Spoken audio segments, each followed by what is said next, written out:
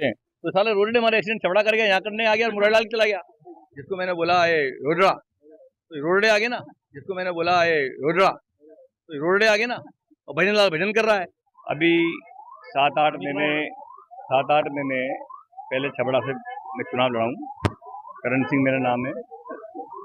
और मैंने छबड़ा में जब चुनाव लड़ा तो इसी तरह का माहौल मैंने छबड़ा में देखा था। और ये जो व्यक्ति निर्दलीय यहाँ लड़ रहे हैं, नरेश मीणा, ये मेरे छबड़ा के नहीं थे।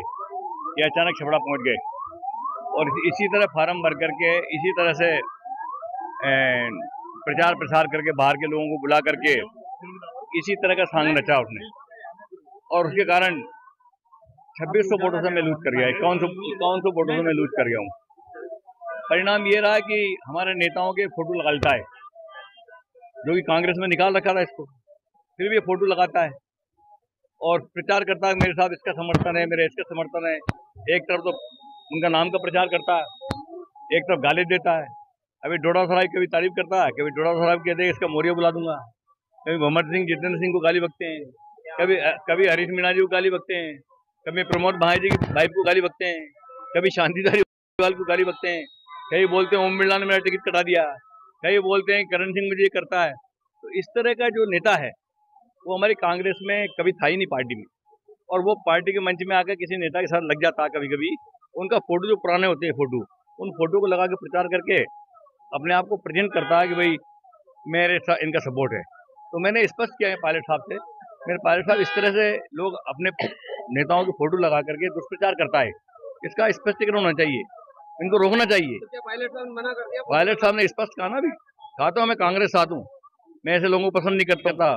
ऐसे लोग कौन लाइक करेगा? खुलेआम पायलट साहब ने कहा है प्रदेश के 7 सीटों पर चुनाव हो रहा है, बीजेपी हालांकि पूरी तरह से जुटी हुई है, क्या लगता है बीजेपी ने किया ही क्या? एक हेडपंप लगा क्या?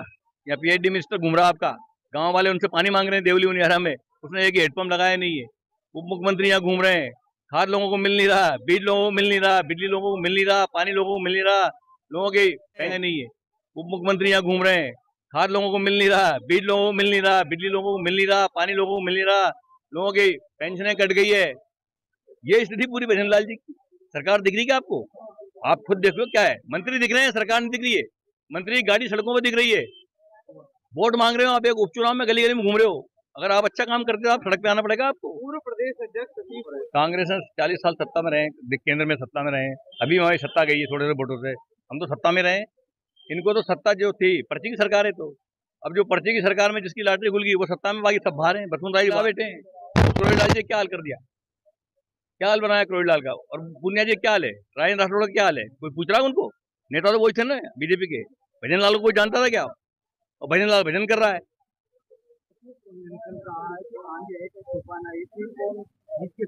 इस सीट को जिताएंगे नहीं, बीजेपी वालों ने पैसे देकर के इस घोड़े को खड़ा कर रखा ना। इस सीट को जिताएंगे नहीं, बीजेपी वालों ने पैसे देकर के इस घोड़े को खड़ा कर रखा ना। अब रोडे तो किसी की फसल नुकसान कर सकते हैं, अब रोडे तो आपकी बीजेपी की फसल घुस सकते हैं।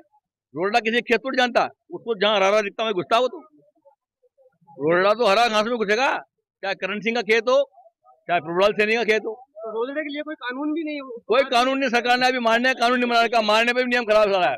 वो गाय एक्सीडेंट बहुत होते हैं, हम आते हैं लोग कोटा से, तो ज्यादातर हमारे एक्सीडेंट रोडों से होते हैं। तो साले रोड ने हमारे एक्सीडेंट छबड़ा कर गया, यहाँ करने आ गया और मुरैलाल चला गया। ठीक है ना?